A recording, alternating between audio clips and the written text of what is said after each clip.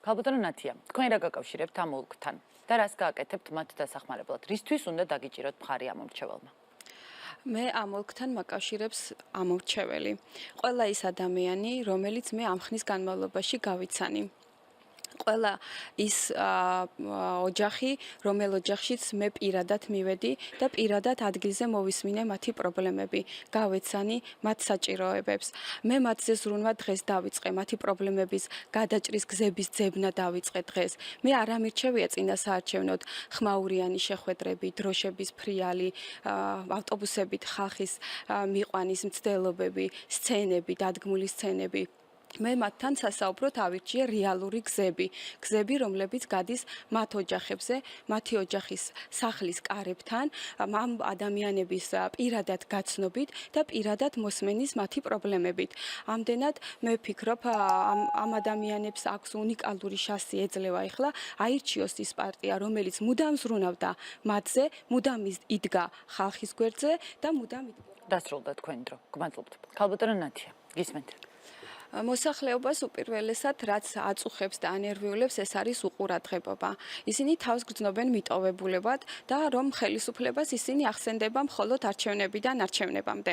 ამდენად ასევე აწუხებს მოსახლეობას უმუშევრობა და სოციალური სიდუხჭირე, სოციალური მდგომარეობა, მოხსნილი სოციალური დაფინანსება და აგრეთვე აწუხებთ მოუწესრიგებელი ინფრასტრუქტურა, როგორც საცხოვრებელ კორპუსებთან მისასვლელი გზები, ასევე ცენტრალურ გზაზე სანიაღვრე სისტემების არარსებობა, ასევე ქარსაცავი ზოლის არარსებობა, ასევე მოუწესრიგებელი სადარბაზოები, ლიფტები, სახურავები, რომლებიც წლები არ შეკეთებულა და წყალი ჩაზდით საცხოვრებელ ბინებში, ასევე აწუხებთ ყველა ის პრობლემა, რომელიც დაკავშირებულია მათ ყოველდღიურ საქმიანობასთან, ყოველდღიურ ქმედებებთან და ასევე ის, რომ ხელისუფლება დასრულდა თქვენი დრო.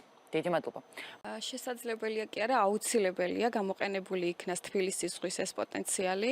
ეს უნდა მოხდეს აუცილებლად უპირველესად ნაგვისგან უნდა გასუთავდეს ეს ტერიტორია, გაყვანილი უნდა იქნას გზები, ანუ შესაბამისი სტრუქტურა, იქ უნდა მოხდეს ეკოზონის ჩამოყალიბება, თავისი სარბენი ბილიკებით, ველოტრასებით და ეს აუცილებლად უნდა მოხდეს განათებით, 24 საათიანი დაცვით და აუცილებლად ეს უნდა მოხდეს სახელმწიფო ბიუჯეტისგან და არამც და არამც არ შეიძლება ამ ტერიტორიის გასხვისება, რადგან ეს გამოიწვევს თბილისის ზღვის ტერიტორიის შემოღობას, გადაღობას და ასე შემდეგ.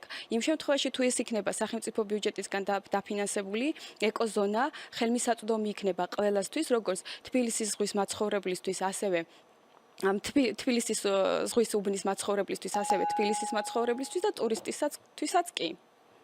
დიდი მადლობა. მე აუცილებლად გამოვიყენებ ამ ბლოგს კრიტიკისთვის და აუცილებლად ვიტყვი, რომ ხელისუფლება 4 წლის განმავლობაში არაფერი არ გაუკეთებია მოსახლეობისთვის. ხელისუფლება მთელი ამ 4 წლის განმავლობაში ზრუნავდა მხოლოდ საკუთარ ჯიბეზე, საკუთარ ნათესავებზე, საკუთარ ახლო გარემოცვაზე, რაც შეეხება სახელისუფლებო კანდიდატს, რომელმაც აქ თქვა თავისი მმართველობის 2 წელი და დღეებით გაწერა, ბატონო ზაზა 2 წელი არ არის 2 დღე. და თქვენ შეგეძლოთ გეზრუნათ მოსახლეობაზე, მე განახებთ შეგახვედრებთ იმ ადამიანებს, რომლებმაც თვეები მოანდომა თქვენთან შეხვედრას და ვერ შეხვდნენ. ეს ლაპარაკია შეხვედრაზე, არაფერს ვამბობ საქმეებზე, რომელიც ყველაფერი აქ გვაჩვენებთ, რომ ყველაფერი კარგად არის, თქვენ ფურცლებზე ნამდვილად ყველაფერი კარგად არის, თუმცა ეს მოსახლეობას არ ეტყობა, რაც შეეხება ჩვენ პარტიას, ჩვენ გვაქვს ზუსტად გაწერილი პროგრამა, ის პროგრამა, რომელიც ჭირდება მოსახლეობას. ეს შეეხება განათლების რეფორმის პროგრამას, ჯანდაცვის რეფორმის პროგრამას, საპენსიო რეფორმას, ბანკებთან დაკავშირებულ რეგულაციებს და ასევე მიკროსაფინანსო ორგანიზაციებთან დაკავშირებულ აკრძალვას, ასევე კაზინოების აკრძალვის შემოღებას, გადატანას მათ ქალაქიდან. ეს არის ყველა ის პროგრამა, რომლის აუცილებლობა დგას 25 წელია ქვეყანაში, რომელსაც ითხოვს მოსახლეობა სოციალური სიდუხჭირიდან გამომდინარე. ეს ყოველივე დაწერილია, გაწერილია და დათვლილია საქართველოს ბიუჯეტის შესაბამისად. ჩვენ ამას ამ პროგრამის შესაბამის ვალდებულებებს ვიღებთ, რომელ ვალდებულებებსაც აუცილებლად შევასრულებთ და წინა ხელისუფლებების მსგავსად არ მოხდება ისე, რომ მოვატყუოთ მოსახლეობა, დავპირდეთ სრულ დაპირებები და შემდეგ არ შევუსრულოთ. დაასრულეთ. დიდი მადლობა. ემხრობით თუ არა პარლამენტის ქუთაისიდან თბილისში დაბრუნებას? რა თქმა უნდა, მე ვემხრობი და აუცილებელიც და საჭიროა რომ პარლამენტი გადმოვიდეს თბილისში, ვინაიდან პარლამენტარები ახლოს იყვნენ მოსახლეობასთან, ახლოს იყვნენ თბილისთან, დედაქალაქთან, თანაც ეს არის ძალიან უაზრო ფულის ხარჯვა საქართველოს ბიუჯეტიდან, რომელიც ძალიან მძიმე ტვირთად დააწვა ჩვენს ბიუჯეტს. მართალია ქუთაისელები განაწყენდებიან, მაგრამ მე ვიქნები ის პარლამენტარი, თუ ამის საშუალება მომეცემა, ვინც მხარს დაუჭერს ქუთაისიდან პარლამენტის თბილისში გადმოტანას. დიდი მადლობა. ქალბატონო ნათია, ამ წრეს და გადაცემას ასრულებთ თქვენ 2:59 წამი გაქვთ. აუცილებლად უნდა უპასუხო ბატონ ზაზას. ბატონო ზაზა, მე ვამბობ მოსახლეობის აზრს.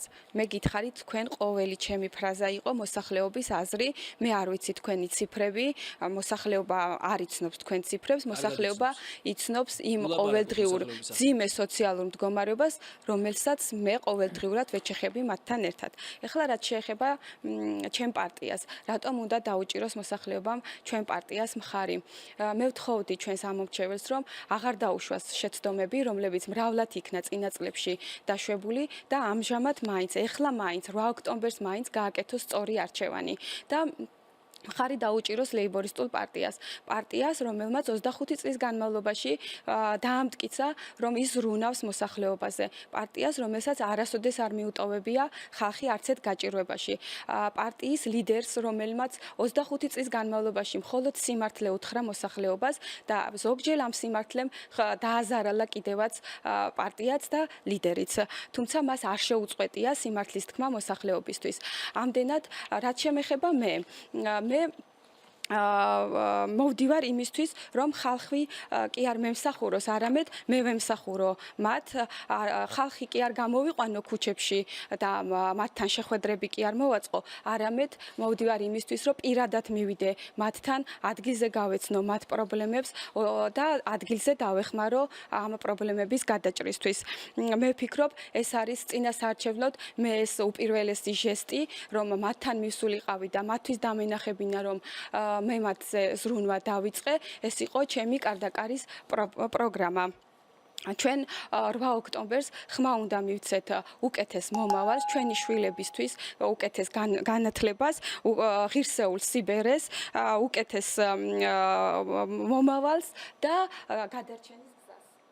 ძალიან დიდი მადლობა.